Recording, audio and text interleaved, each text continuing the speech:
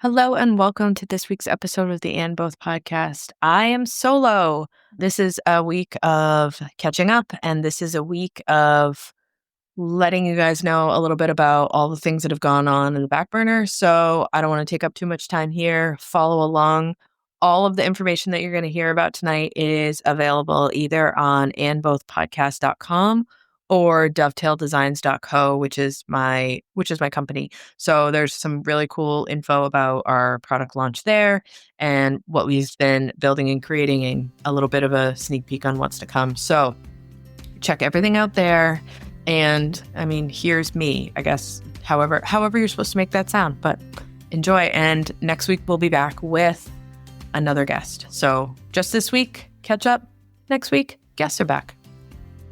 Hello and welcome to the And Both podcast. Here we are going to hear from moms and those in motherhood that are doing the thing that works for them. They are honoring themselves alongside the all-encompassing role and level of expectation that is motherhood.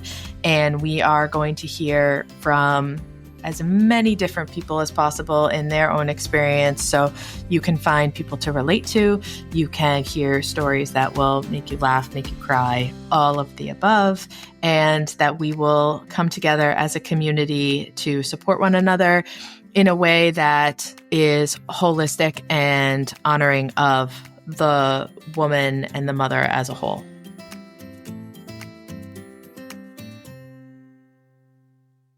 I am here solo this week to kick off season 8.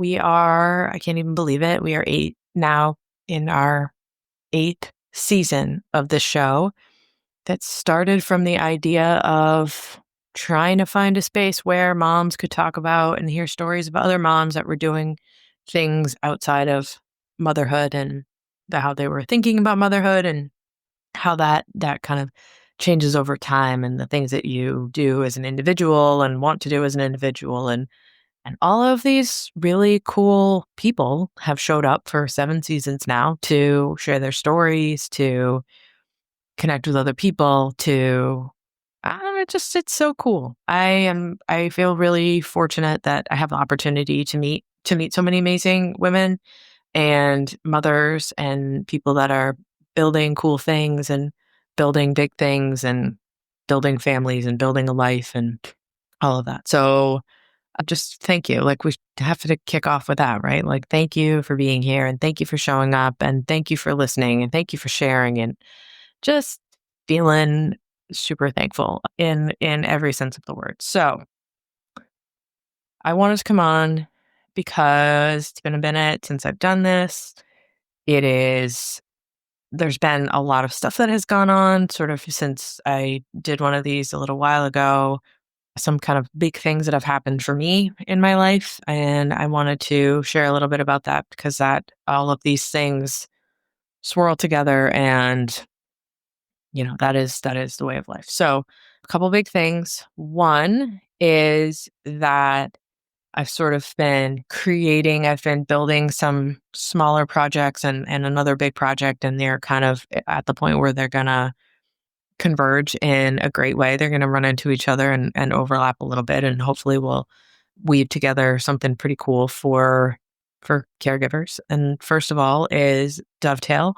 I have talked a little bit about this on here. Most of the talking about Dovetail that I do is when I go on other people's podcasts. So feels a little strange to be talking about me on here because I much prefer to be the one asking the questions and learning about other people. But yeah, Dovetail is a platform that I created and it has been in development for, a little while now, just shy of 2 years. The dates are kind of murky, right? It's like, when did you actually kick this thing off, and what are the things that lead to being kicked off? But it is something that I have been building and not actually coding. Like, I will give credit all day long where credit's due. I'm not doing the coding part of that because we'd still be on a homepage situation if that was me. But it is a digital platform for family caregivers to be able to manage care logistics.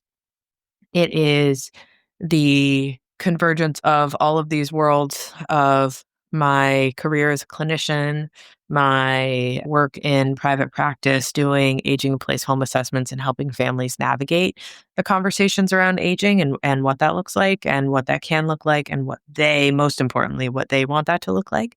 It is also conversations with people here on the podcast. And so Dovetail is really designed to facilitate communication and collaboration. It's designed to have things happen in a much more intuitive and efficient way among care teams. And by care teams, I mean families. This is really a family caregiver first design product because, again, it's informed by my experience in healthcare and in life, and the fact that family caregivers are the absolute backbone of our long-term care system in this country, in the US, where podcast is recorded. They are the backbone of our long-term care system. They are the backbone of our economy, our big ol' economy. If you do not have care and you do not have care for children, you don't have care for the elderly or people who are ill, have long-term disability, illness, what have you, then you don't have people that are going into the office or people that are going to work or going to wherever they go to make money so that they can continue to put that money back into other businesses and buy homes and do all those things. So caregiving is the backbone of our economy. Very happy to see, especially in the last 5 years, how much uptick this conversation is having and how often people are calling a spade a spade. And so, Dovetail originally started as a paper product that I launched in right at the beginning of the pandemic, actually. I sent the prototypes out to be, the designs out to be printed, the final files to be printed in February of 2020. And in early March of 2020, I went into the hospital and had my fourth baby. And 3 days later, the world shut down. And then a couple weeks after that, I had boxes of paper products arrive on my porch and had to figure out what I was supposed to do with all of this because I had planned for it to be a retail product in that iteration. So went through the pandemic. They sold like hotcakes because people were home. It was all paper-based communication around home and family management from an OT lens. So having systems in place and simplifying things and building systems in your house that worked and having the tools to do that without trying to just sort of take your life and shove it into these neatly defined categories. So that went really well. And then I realized as people were coming out of the pandemic and we moved out of, in our own home and back into the community and back into schools and those places that were really a digital first world, and decided to take the experience that I had in some of the design with the paper products and to pull in my background in working with caregivers and to really focus on how can I make the best, most efficient product for family caregivers so that when somebody gets a call at 2 a.m. that somebody's in the emergency room, and then you go in and you meet with people, the social worker or the case manager, and they say, here's all these things that you need. And they hand you a pile of paper, that you're not feeling like you are one person out on an island, that really this level of support that you can get in the platform is going to be able to meet you in that moment and then carry on with you as you navigate care and as you navigate aging. So very exciting. July 1st this summer, we launched onto iOS, and in the next couple of weeks. So this is recording in the beginning-ish of August, and it's coming out next week. It's coming out around August 15th. So in the next couple of weeks, we're going to have it available for Android. And so everyone will have it. And then we're also going to have it available globally. So Canada, Europe, anywhere they need, because right now it's only in the US. And so it's going to be able to go far and wide and hopefully help people, as many people as possible. So a little bit of the details. It's a way for caregivers to talk about things like meals, medication, planning, calendars, appointments, all of that. It's a framework. It's built in the back end of it is a framework so that, again, just like the paper product, it's not to take your life and shove it into a system. It's to create a system so that you can put your life into it and it will actually help you where you need help, which sounds a little bit fuzzy, and sometimes it's hard for me to explain because I am so close to this, but it's the idea of it's the digital version of this is how I like to explain it. It's a digital version of, when you get out of your car and you have like a water bottle and the thing on your seat, and you've got your like purse and your keys and your phone and all of these things, and you have like a massive armload of stuff, and you walk up the porch or you walk up the stairs and you walk into your house, and you're like, I don't want to put any of this down. I can't put these things down one at a time because if I do, I'm going to drop something. So I'll just hold on to this, right? That's the reflex. But then you walk in your front door and there's like the table or the counter or whatever that's near the door where you leave your keys and your wallet. And you take your arms and you lean over and you let it all out.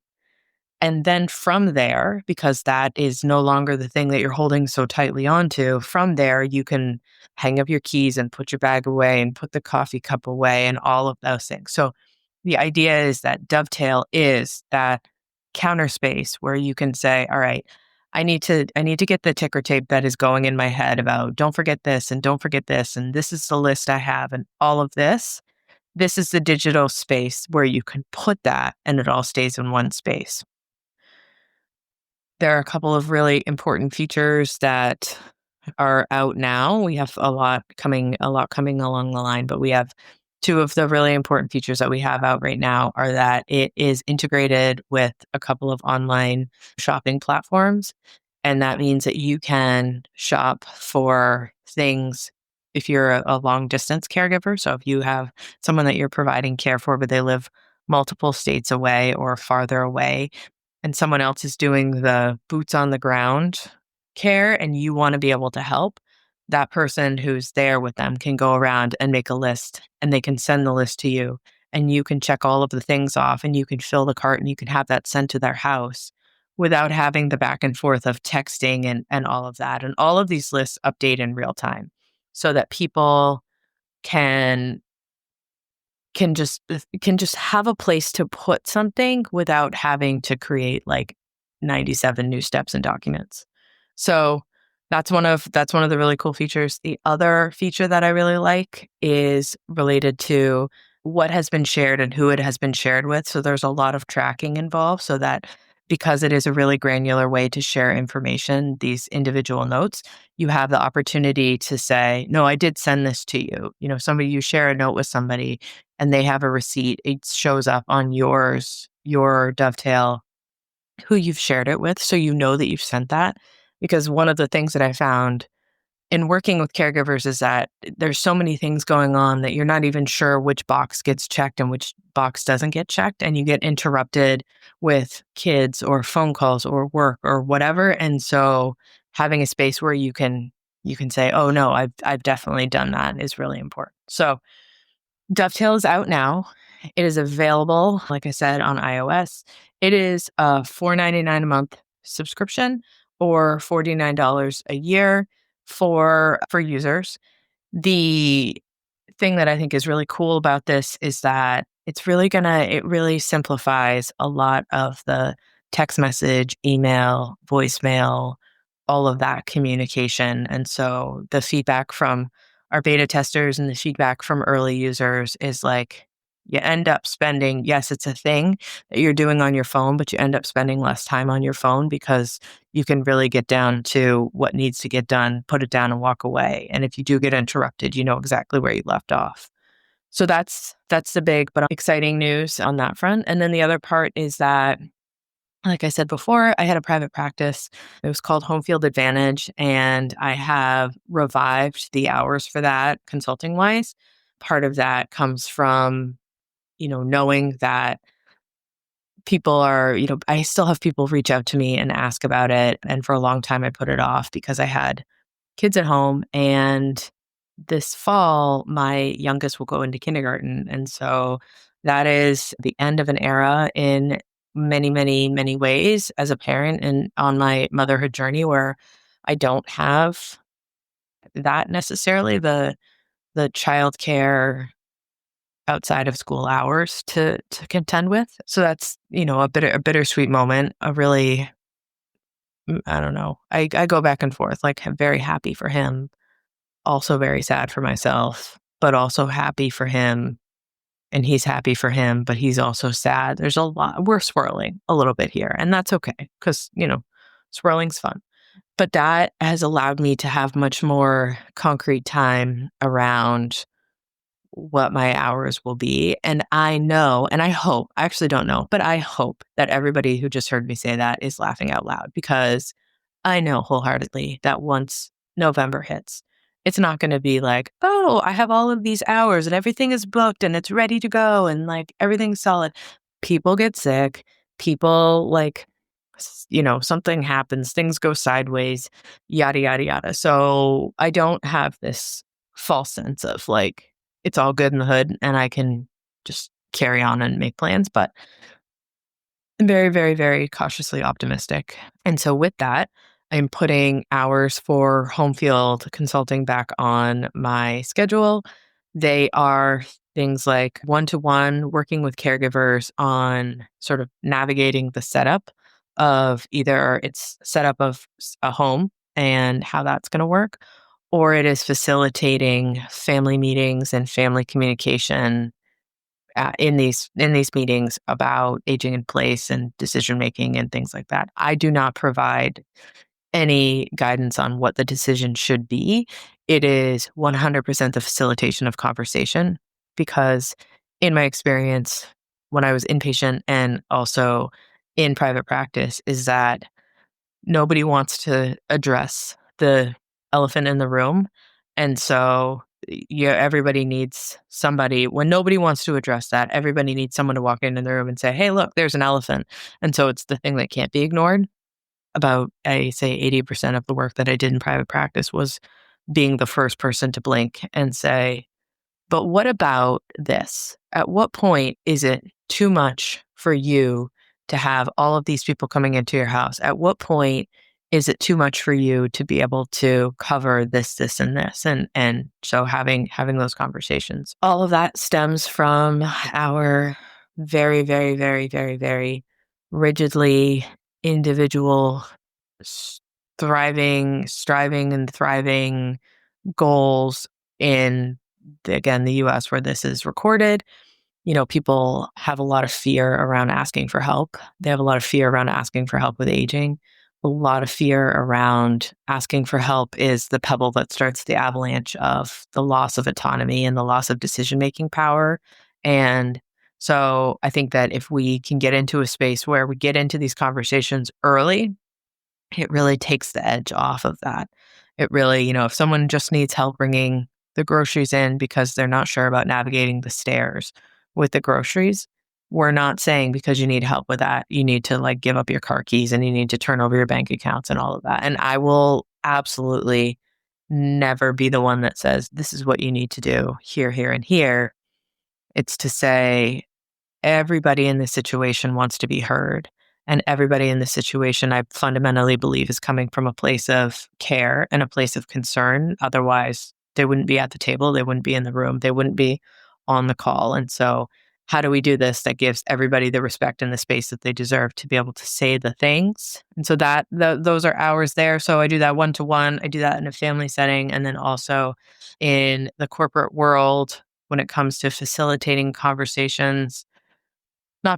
conversations, when it comes to the acknowledgement of caregiving and the impact of caregiving on people's ability to show up in other spaces and what that may look like and how employers can create a space for caregivers to feel like not necessarily that they need to post it on their forehead that they're a caregiver, but how do we make it so that caregivers are not feeling like they are alone on their own little island when it comes to navigating care and their career? Because we know that it's really important. It's really important to have a job if you want to do things like pay your rent and your mortgage and do all of these things. So caregivers have to meet their own basic needs, and at the same time that they're also maybe helping somebody meet their own basic needs. And how do we create a space where employers are really helping to show that they see people as a whole person? And so that all happens under the umbrella of home field. And then here on the podcast, we have some cool stuff coming up. The And Both community is opening. I've had a few like fits and starts of this. I think because I didn't have very clear idea around what I really wanted it to look like in terms of like the people that were in it, and in terms of how I think it can add value for people. Because I mean, let's face it, if you haven't been Slack channeled to death at this point in time, like I want to know how, because it's stuff like that, right? It's the constant, like the pings and the dings of everything.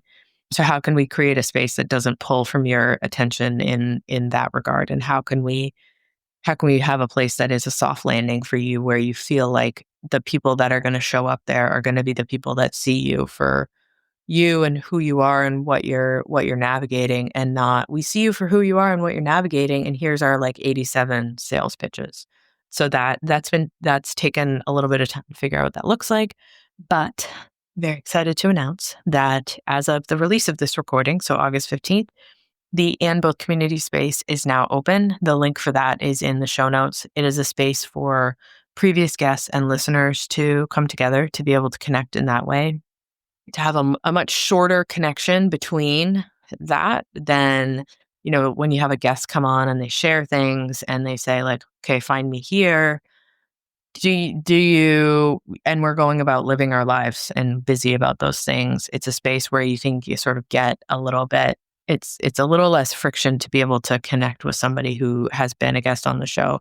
And so if that works out professionally for you, or that works out personally for you, whatever it is, whatever your question is, to really bring together a community and bring the community that exists inside the podcast recordings out to a broader audience for people to be able to like see it and get involved. It's free.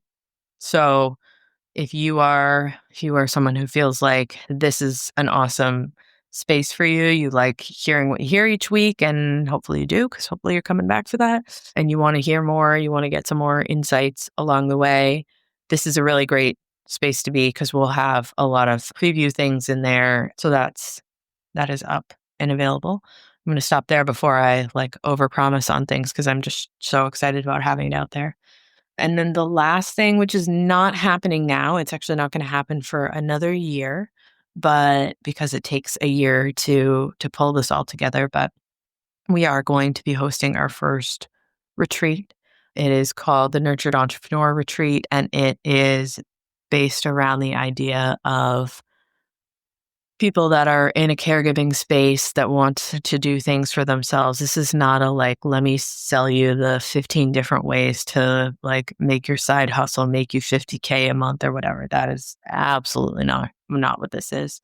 This is for every person that has been building something or curious about something, whether it's a business, whether it's writing a book, whether it's whatever it is, who has said, I wish that I had like a long weekend in a hotel room to just like let all this stuff happen, right? Like if I didn't have to be responsible for, the phone calls and the logistics and all of the context for everybody else, if I just had like 3 days to my absolute self where all I had to do was focus on this is that space. This is that space of like, where can I go so that I am in community with people who understand that is what would be the linchpin, or it's not the linchpin.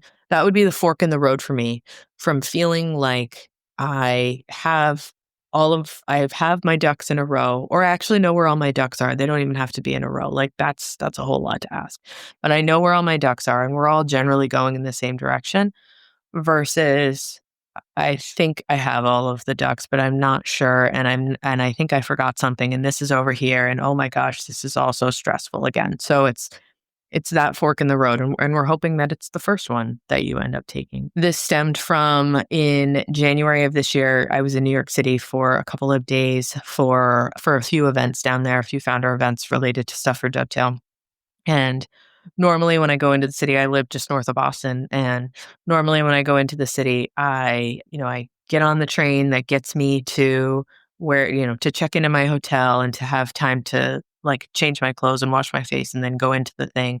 And then as soon as everything is done and out of the way, I take the first train home and, rush back. And this time I decided not to. I decided to actually extend a day beyond. And let me tell you, I felt a metric ton of guilt about it because I have 4 kids, because there's someone who's always going somewhere and doing something. And I want to be a part of this part of my kid's life. And so I decided to grit my teeth, clench my fists, talk myself like through this, and booked it to stay for an extra day.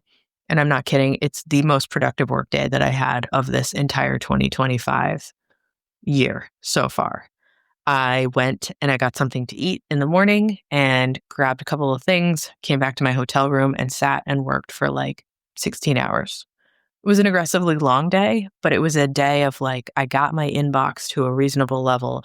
I got proposals sent out. I got, product development timelines, all of these things that like, you think about as you're driving around and someone's asking you if you're going here and if they have something or whatever. And you're like, oh, I have to remember this because this is the idea that I have, or this is the thought that I have. And this was that one period of time where I really got to say, okay, I have nothing to think about. Like I cannot wipe a butt right now unless it's my own. I cannot get snacks for anyone. I cannot, because it's totally out of earshot, eyesight, all of that.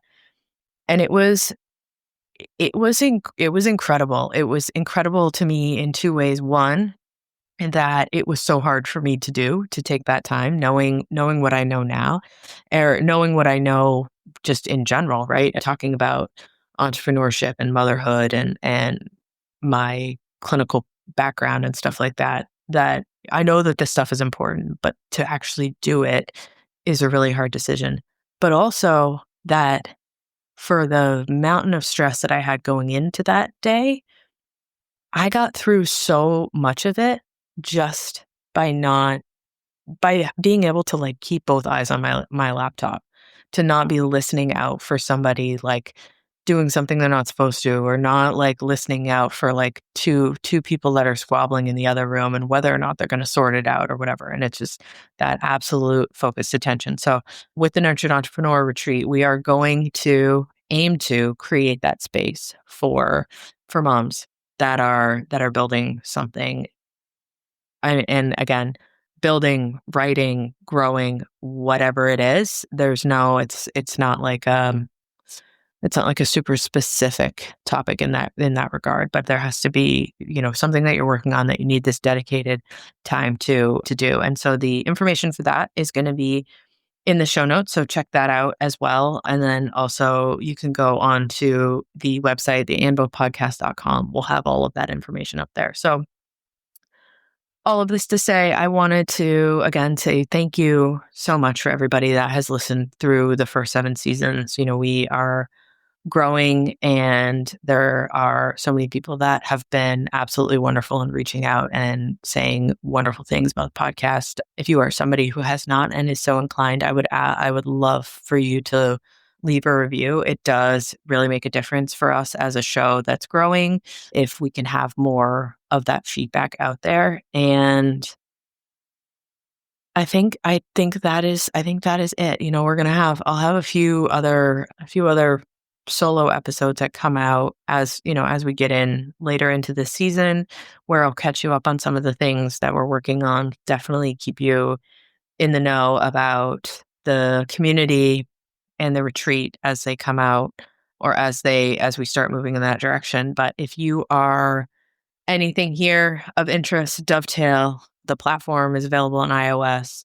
Home field hours for that. There's a 15-minute free call. Like, let's just figure out if I'm even the right person to be helping you with this. Because if I'm not, I am not going to waste your time and energy. And then the And Both community space, which is open. And the link is, you can link into it at andbothpodcast.com or in the show notes. And then the retreat, if you want to help throw your 2 cents in about what you think would help you, there is a survey on the andbothpodcast.com website to let us know, like, what would be helpful for you, and more importantly, what would not be helpful for you in that situation. So again, thank you for listening, and I cannot wait for you to hear the magical lineup of guests that we have for season 8, and we'll be back next week with our first guest. Thanks.